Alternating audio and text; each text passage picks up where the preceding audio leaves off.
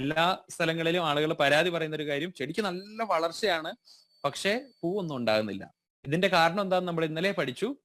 പൂക്കണമെങ്കിൽ എന്ത് വേണം?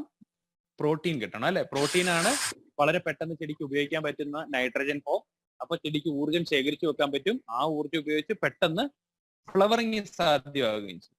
അപ്പൊ ഒരു ചെടി ആദ്യമേ ഹ്യൂമിക്ക് കൊടുത്ത് വേര് വളർന്നു, രണ്ടാമത് ഫൾവിക്ക് കൊടുത്ത് ഇല വളർന്നു, മൂന്നാമത് അത് പൂക്കണമെങ്കിൽ നമ്മൾ പ്രോട്ടീൻ അല്ലെങ്കിൽ അമിനോ കൊടുക്കണം. ഇതിനു വേണ്ടിയിട്ട് 22 അമിനോ ആസിഡുകളാണ് മുഴുവൻ ഇതുവരെ നമ്മൾ കണ്ടെത്തിയിരിക്കുന്നത്. ഇതിൽ 20 അമിനോ ആസിഡുകളും അടങ്ങിയിരിക്കുന്നത് സോയാബീന്റെ പ്രോട്ടീനകത്തു നിന്നാണ്. അതുകൊണ്ടാണ് നമ്മൾ അമിനോ 20+ എന്ന് കൊടുത്തിരിക്കുന്നത്.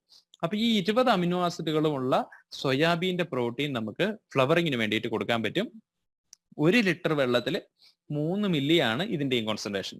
ഇത് സ്പ്രേയിങ് ആണ് ഏറ്റവും പെർഫെക്റ്റ്. അതുപോലെ തന്നെ ചോട്ടിൽ നമുക്ക് ഒഴിച്ചു കൊടുക്കാം. ചോട്ടിൽ കൊടുത്താലും ചെടികൾ അമിനോയെ വലിച്ചെടുക്കുകയും പെട്ടെന്ന് ഫ്ലവറിങ് ഉണ്ടാകുകയും ചെയ്യും. അപ്പോൾ ഫ്ലവറിങ് സ്റ്റേജിലുള്ള ഏത് ചെടികൾക്കും നമുക്ക് പൂക്കുന്നില്ലെങ്കിൽ അല്ലെങ്കിൽ പൂക്കൾ കൂടുതൽ വേണമെങ്കിൽ എന്ത് ചെയ്യാം? അമിനോ നമുക്ക് കൊടുക്കാം. അപ്പൊ ആദ്യം ഹ്യൂമിക്ക് കൊടുത്തു, വേര് വളർന്നു.